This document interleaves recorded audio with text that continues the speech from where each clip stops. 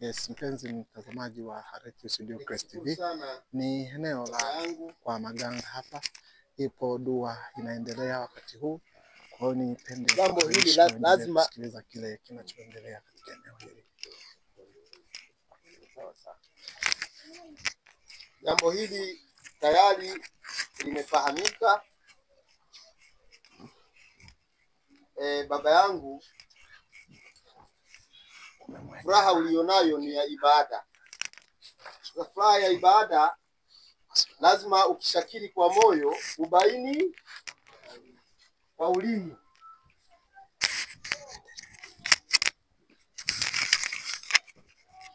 Tunashukuru sana kuomba kwa yule yeyote ambaye labda umekuwa na hitilafu naye akusamehe. Lakini wale ambao wamekukwaza lazima baba yetu utuambie na wewe umewasamehe, kwa sababu lugha imekuwa ni moja, ambao uliwakwaza wakusamehe, lakini na wewe lazima tupate kama umesamehe. Kwa wakati huu mimi naongea kama imamu wa msikiti wa hapa Rugarama, japo ni mtoto wa mzee Ilyasi. Sasa hili lazima baba yangu ulitamke, umma ama Waislamu walioko hapa walisikie vizuri. Mimi nimesema watu wote, yani umma ambao niliishi nao toka miaka 1 mpaka sasa hivi 81, nimeyafuta yote kwa uwezo wake Allah. Allah akulipe. Sasa baada ya hapo nikuombe shehe wangu wa kata, nafasi hii ni ya kwako ili uweze kuendesha itifaki zinazoendelea. Karibu sana. Sallallahu ala Muhammad Sallallahu alayhi wasallam. sallallahu ala Muhammad sallallahu alayhi wasallam. A'udhu billahi minash shaitanir rajim. Bismillahir rahmanir rahim. الحج أشهر معلومات فمن فرض فيهن الحج فلا لفظ ولا فسوق ولا جدال في الحج وما تفعلوا من خير يعلمه الله وتزودوا فإن خير الزاد تقوى واتقوني يا أولي الألباب. Sadaqallahu al-azim. Maneno hayo ndio dibaji kikao hiki, ndio dibaji. Makusudi ya mzee kutukusanya hapa ni hayo. Sasa kwa vile kuna mafasiri, kama kwa fasiri maneno hayo, karibu shehe wa wilaya.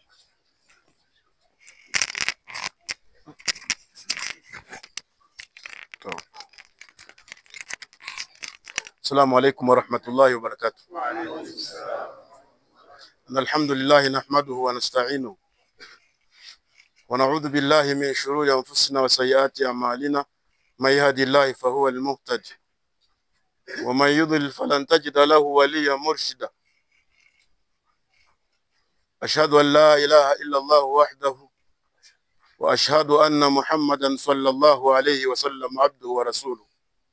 Allahumma salli wa sallim wa bariki alayhi. Amma ba'd, watukufu mlohudhuria, tutumia nafasi hii kwanza kabisa tumshukuru Mwenyezi Mungu mtukufu. Tunamshukuru Mwenyezi Mungu na hili tumeliona. Yani katika mambo ambayo leo mshukuru Mwenyezi Mungu mshukuru na hili umeliona na umelisikia. Makusudio Sheikh wangu wakata kasema kama ni maneno ya Mwenyezi Mungu Subhanahu wa Ta'ala, faman faradha fihinna alhajja fala rafatha wala fusuqa wala jidala fil hajj. Lakini mwisho wa aya ndio na tafsiri watazawad fa inna khayra zadi attaqwa. lakini Allah akamalizia wattaquni ya ulil albab. Mheshimiwa, tumekuja hapa, mzee amesema yeye ana safari, lakini kwenye safari hiyo ni safari ndefu, aidha kurudi na kutorudi, lakini yote kwake ni kheri. Tuseme inshallah. Kurudi ni kheri na kutokurudi na hizo mlikubali kabisa. Mzee tumekusikia. Lakini mwisho akasema wale niliowakwaza mnisamehe, na wale walionikwaza mimi niwasamehe. Nimewasamehe. Yaani hiki kipimo mimi sirudi kumuuliza. Amesema mwenyewe, na tumuombe Mwenyezi Mungu Subhanahu wa Ta'ala dua yetu iwe makubuli inshallah. Ufafanuzi sasa kidogo kama dakika 5 hivi. Kwanza niwaambie tu dua tutakayoiomba hapa, yeyote mwenye haraka utuage mapema uondoke. Najua watu mna haraka. Mnapokuwa kwenye mambo yenu, yani ya kwenu yasiyokuwa ya Mungu, hamui na haraka. Mtu anaweza kalala na huu msimu unakaribia, watu kula tongo macho, watu kudanganya, muda unakaribia. Na wakulinda kahawa atalinda, lakini maneno ya kumuomba Mwenyezi Mungu kwa utulivu, kama unajisikia wewe hauna utulivu, ni kuombe tu uage mapema. Kwa hiyo tutulie. Tuko tayari? Maana yake nakuambiaje, dua itakuwa ndefu. Sema inshallah. Sio dua ndefu kivile, tunakusudia kila mtu alete nia, amlilie Mwenyezi Mungu kwenye kikao hiki. Mungu alete nusura. Nini? Mzee anakwenda safari ya haji. Mungu anasema fatazawadu fa inna khaira zadi. Kila mtu afunge pamba, kila mtu aandae mipango yake. Lakini mipango iliyokuwa mizuri ni mipango ya ucha Mungu. Nyingine hakuna. Kwa humu yalionao huu tunashuhudia. Jana nilikuwa na wazee hawa watatu. Nilikuwa na Alhaji anaitwa Alhaji Burhani, kwa bahati mbaya Simoni. Nilikuwa na Alhaji Hasani, nilikuwa na Hujaji ambaye ni mzee Elias. Tulikaa kwa ofisini tukazungumza, tukatoa kauli moja. Na nyinyi vijana wake mlio hapo hapa na watu mlioko hapa, kauli ya mzee ndio hiyo. Mmesikia? Waliomkwaza amefanyaje? Sasa wao washindwe wenyewe kujua msamaha huu akaufanyia kazi. Sio nia ya mzee. Mmenielewa? Hivi mnanielewa? Nia ya mzee hivi, waliomkwaza amefanyaje? Ni kujiandaa kuwa mcha Mungu.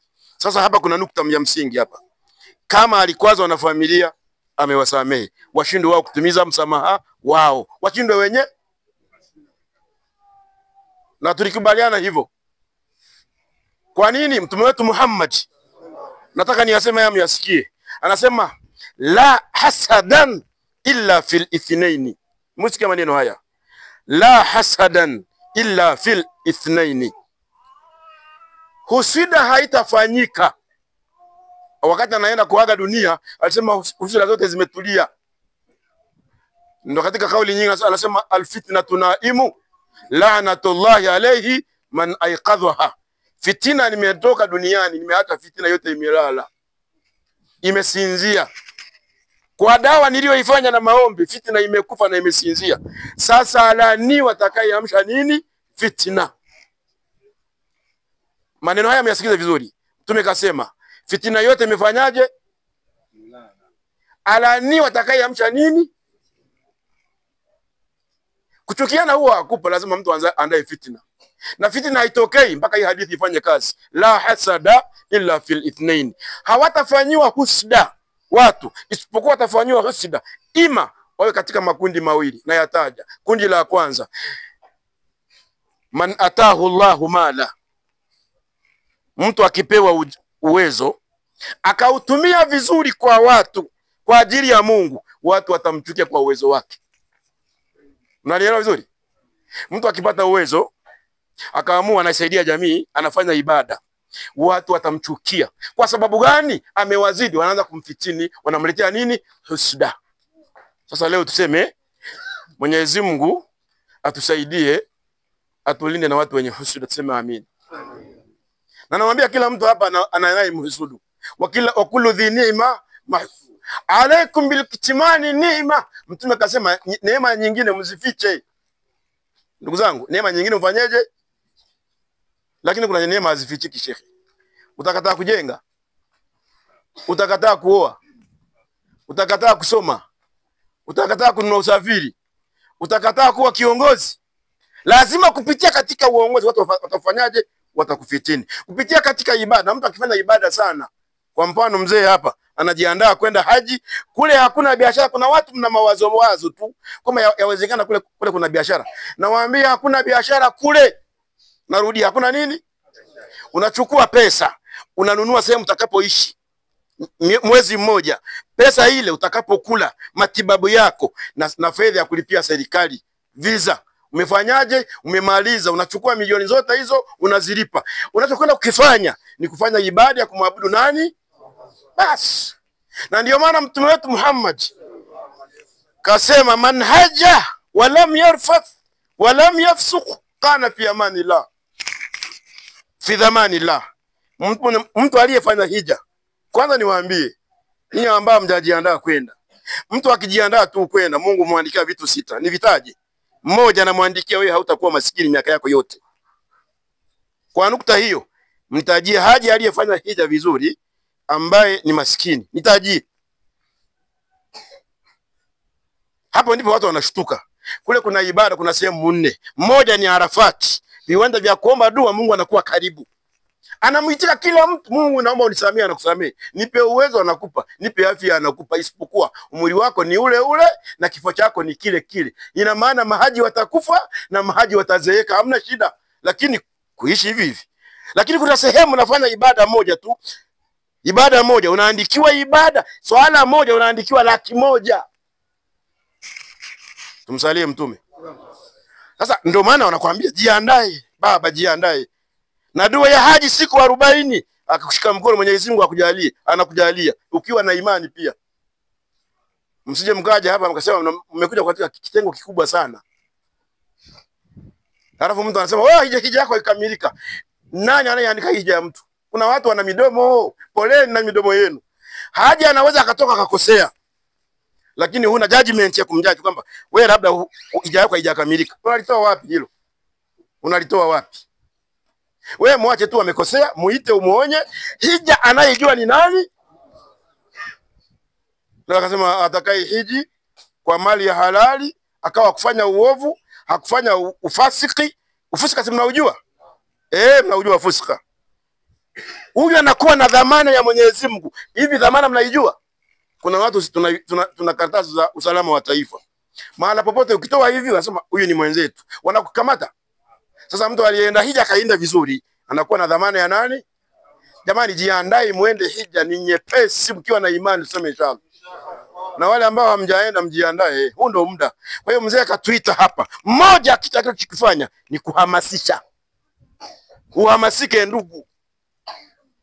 Na ngoja nimalize sasa, ambaye itawauma watu walio kwa wengi. Mtume wetu Muhammad anasema mwenye kumiliki mali zikamfikisha kwamba huyu anaweza kwenda haji na asiende, akifa hata tukikusalia utakuwa umetoka katika mila za mtume wetu Muhammad. Unaweza kuwa Yahudi au Nasara. Nini ulimiliki ukakataa kwenda, alafu adai zikaisha. Kwani milioni ngapi? Si milioni 12, 15, 16 ambazo mnamiliki kila siku na zinaisha katika mipango mibaya. Mnatoa sadaka mbaya.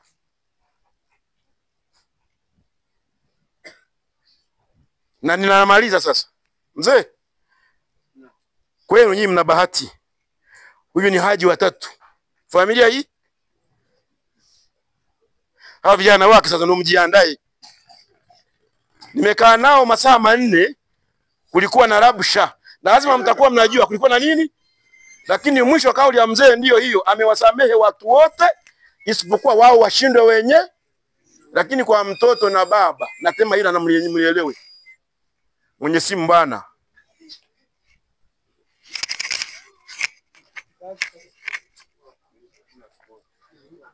Haya sasa. Kwenye mzazi na mtoto. Mzazi akisema nimekusamehe, tumia fursa hiyo. Ikikushinda, mtoto hawezi kumwombea dua mzazi akiwa hai, mbaya au nzuri, ikafanya athari yoyote kwa mzee. Haipo, narudia. Kwamba mimi nimekuondolea dhamana. Mtoto haondoi dhamana kwa nani? Isipokuwa baba anaweza kuondoa dhamana hata ameshakufa. Mnanielewa mpaka hapo?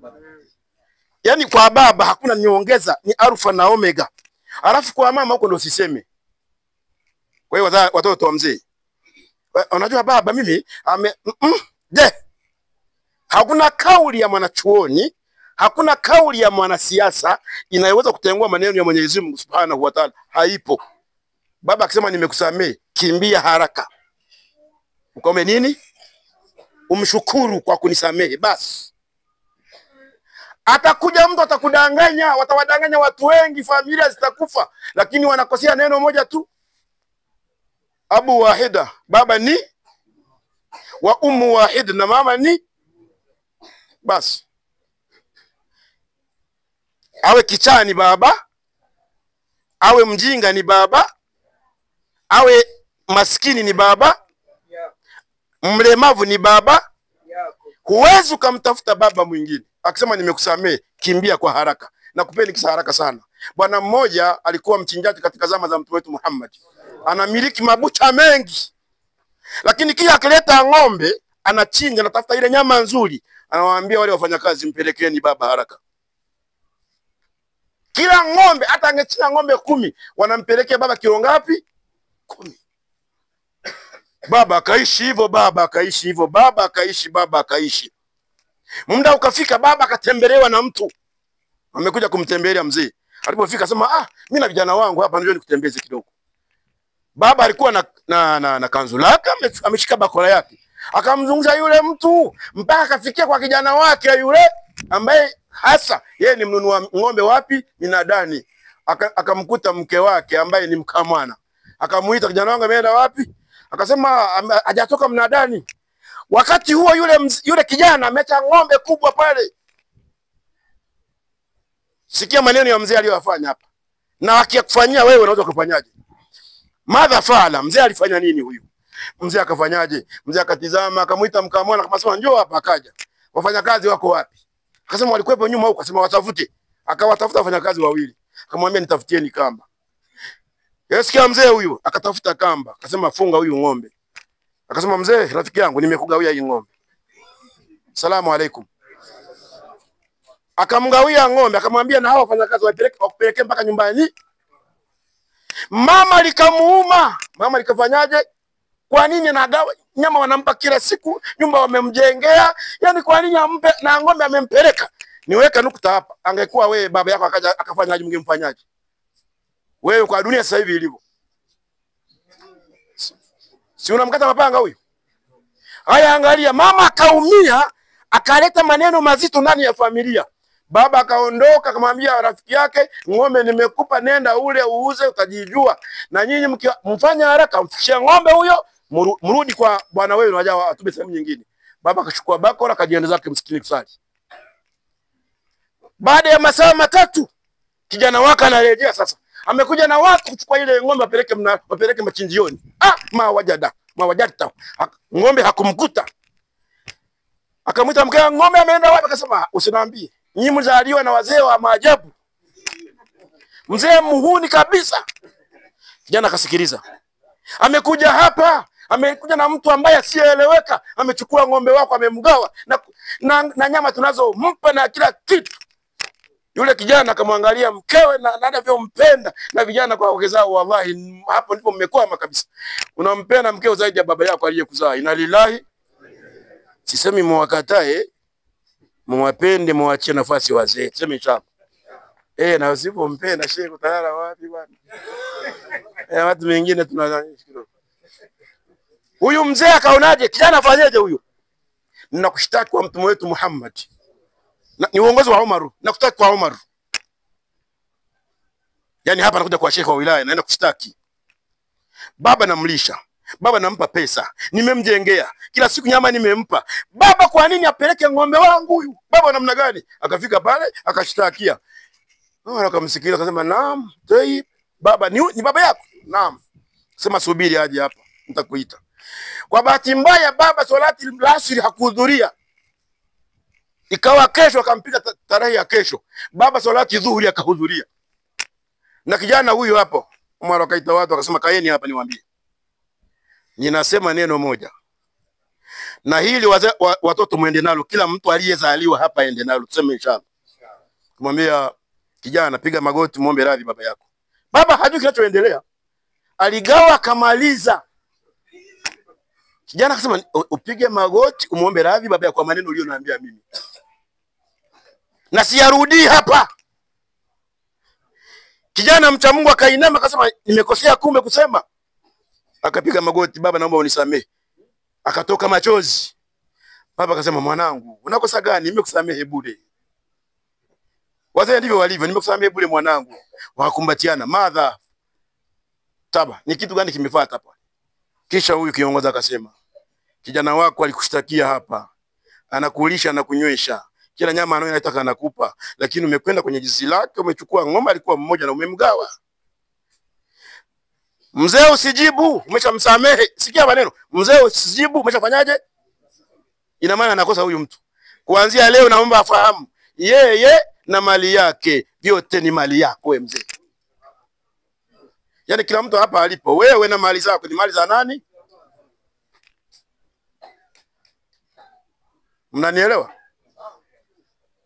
Kwa kauli hii wazee watateseka. Kwa nini tuwatese wazee wetu? Mzee nimemuondolea dhamana, inna lillahi. Pelekeni watoto wamjue Mwenyezi Mungu, msije mkaulizwa kwa nini hawamjui Mungu. Maana Mungu ni mmoja, hawezi kuamua. Idha qala Allahu wa rasulahu ma lahumul khiyara. Mungu akiamua, we hauna maamuzi. Ndio maana aliamua uzaliwe na fulani, ulimpenda uzaliwe na fulani, unazaliwa na fulani. Yaani unajishtukia kwenye familia ambayo haieleweki. Ndiko kwenu unafanyaje kwa mfano? Mungu kaamua shekhi. Sema hawa ni ndugu zangu, sina namna. Ni hao Mungu ameamua. Kuna watu mnapenda mzaliwe kwenye familia nyumbani, hamna shekhi. Mkae na familia zenu, tukae tukiwa ndugu. Hivi mnanielewa vizuri hapo? Sasa mzee baada ya maneno haya akamwambia mzee, stop hapo hapo. Unakubali? Akasema mmenielewa? Na hiyo ndio ibada ya hija. Sikutaka kuendelea sana kwa sababu muda hautoshi. Na muda wetu ni mfupi. Bila shaka nadhani mmeelewa. Yaani wewe ulipo na mali yako ulipo ni mali ya nani? Mnakubali? Tuko tayari kwa hilo? Baba aje nyumbani asikuombe maji. Nataka maji uyabebe mpaka nyumbani kwa. Mnakubali hivyo? Si mnawazomea? Pale mnaposimama na mama zenu mnazomea baba zenu. Yaani unaona baba labda alikosea labda. Baba anakoseaje baba hii? Lakini kwa mfano nyinyi vijana mnaozomea baba zenu na nyinyi mmeoa. Msubiri muda. Msubiri muda.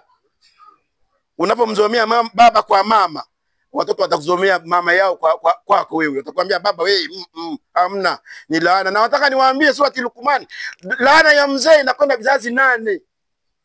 Wazee tunaomba msitulaani. Kwa sababu laana ya mzee inakwenda vizazi vingapi? Mwisho sasa mzee akiomba samahani atisamehe, naye Mungu atamuuliza. Kuna baadhi ya wazee mnaomba samahani hamtaki kusamehe. Siwezi kusamehe. Kusamehe kupo pale pale, mzee afanyeje? Mirara wa takrara, kwa shida, kwa raha. Lazima mnielewe vizuri hapa. Nukta ya msingi hii. Waabudullahi wala tushriku billahi wa bil walidaini. Nini mtoto amekolewa kitandani? Unamhitaji mama yake, mtoto analia unamwacha. Hivyo ukiwa namba 1, yala tongomato kwa ajili yako wewe. Mkeo anapokuwa mjamzito unavyohangaika wewe. Baba yako alihangaika kipindi kile. Usimtaje mmeo kwa watoto, watamzomea kwa mapenzi walionao kwa mama.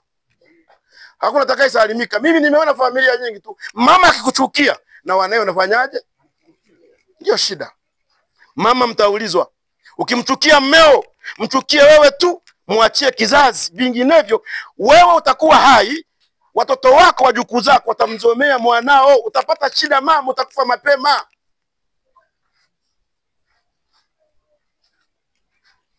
Na nyie vijana, msiwazomee mama zenu wamewazaa.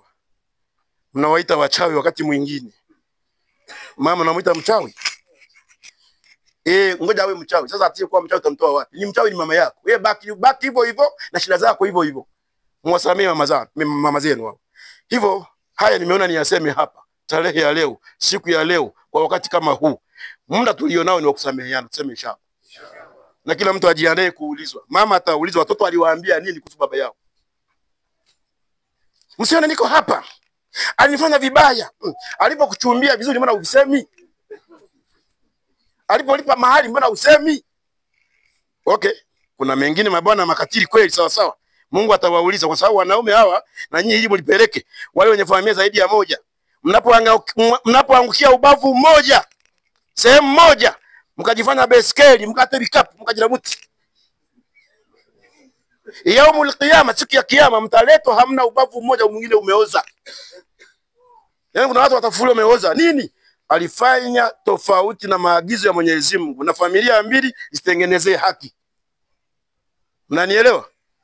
Ukilala huku siku 5 na huku ziwe siku 5. Lakini na mama hawa watu hawaachi kwa sababu ya maneno yao. Umewakera watu na maneno. Wanaume hao mnaowaona wanakera na mambo mawili. Jambo la kwanza, kumpa taarifa ya mwanaume mwingine kwamba anamzidi. Wewe mbona uwe kama fulani? Mwanaume linamuuma. Utiani kutafushana nanke wewe mbona unaenda kutoa lesi? Unamwangalia mshoto, tonya mbekanga nanka. Tiku mugoba, mbona unyaitesi? Tokura pikipiki, nebe skeri moteba. Hilo jambo la kwanza kumwambia mwanaume ni mume wako mmelala lakini ukamwambia mwanaume mwingine mbona wewe ufanani kama fulani. Inna lillahi, na hili ni staili mnaitumia ni mbaya. Na jambo la pili sasa kumnyima vile vitu si mnavijua. Ukambania kidogo. Shekhe, hapo mwanaume anatoroka shekhe. Hakuna namna. Unamnyima sasa. Mbona akoleki? Afanya nini? Mwanamke mwenye kufanya hivi ya atina yaumul qiyama, naye ataletwa siku ya kiyama, naye baadhi ya viungo vimekatika. Sivitaji mmeshavijua.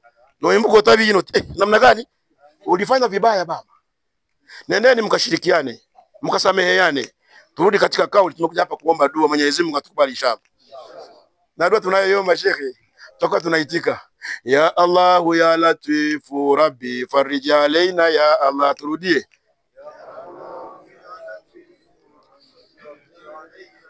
Ya Allah ya Latif Rabbi farij alaina ya Allah. Ya Allah ya Latif Rabbi. Rudia tena. Ya Allah ya Latif Rabbi farij alaina ya Allah.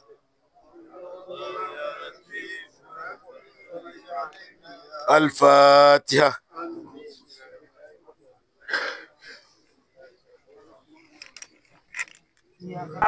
Mtazamaji wangu wa Harati kushukuru na kuhitimisha dua hii ambayo imeendeshwa katika eneo hili, kama ambavyo umesikiliza mawaidha na maoni mbalimbali kutoka kwa mtu ambaye tayari ameendesha hili. Ni maandalizi ya kuelekea Maka. Nikukumbushe kuendelea kutazama Harati TV bila kusahau subscribe, share, like na comment. Na hii ni Kata ya Mpenda na Kilwa. Asante sana kwa kuendelea kutazama na kusikiliza kila ambacho kinajiri hapa nyumbani.